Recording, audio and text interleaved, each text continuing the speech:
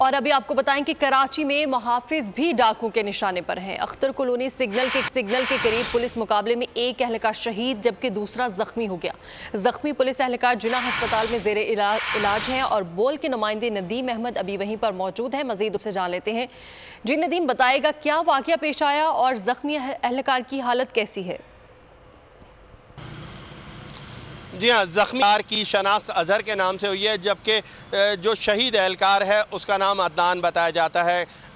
Additional IG Karachi police chief Javed Alam Odho अब से कुछ देर कबल जिना अस्पताल पहुँचे और उन्होंने ज़ख्मी पुलिस एहलकार की अयादत भी की है। इस मौके पर उन्होंने मीडिया से भी गुफ्तगू की तो उनका ये कहना था कि मोटरसाइकिल पर सवार पुलिस एहलकार गश्त पर मामूर थे, ताहम इसी दौरान दो मशकूक मोटरसाइकिल सवारों को, एक मोटरसाइकिल पर सवार 3 मशकूक अफराद को पुलिस ने जब रोकना चाहा है तो उन्होंने पुलिस पर बराह रास्त फायरिंग कर दी है, जिसके नतीजे में एक पुलिस एहलकार जिसका नाम अदनान बताया जाता है जो कि मौके पर ही जाँ बहक हो गया, जबकि दूसरा एहलकार जिसका नाम अजहर बताया जाता है इस वाक़े में फायरिंग की जद में आके शदीद ज़ख्मी हुआ। ताहम इस वाक़े में मुलविस मुसल्ला डाकू जो है मौके पर से फ़रार होने में कामयाब हो गए। ताहम additional IG Karachi police chief का कहना है कि फ़रार मुलजमान की तलाश में मुख्तलिफ मकामात पर छापे मारे जा रहे हैं और करीबो जवार की तमाम CCTV फुटेजेस भी हासिल की जा रही हैं, जिसकी मदद से मुलजमान की तलाश में जो है वो एहलकार शहीद जबकि दूसरा एहलकार शदीद जख्मी हुआ है।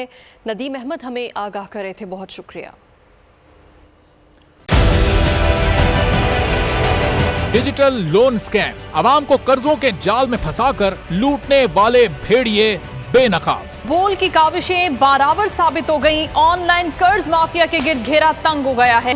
बोल ने दिया अपने आवाम का साथ, उठाई इस स्कैम के खिलाफ आवाज। बोल की डिजिटल लोन स्कैम के खिलाफ आगाही मुहिम की सबसे बड़ी ट्रांसमिशन 59% आवाम ने देखी अपनी स्क्रीन पर, क्योंकि बोल है पाकिस्तान का नंबर 1 न्यूज चैनल। सब्सक्राइब करें और बेल दबाएं ताकि कोई खबर रह न जाए।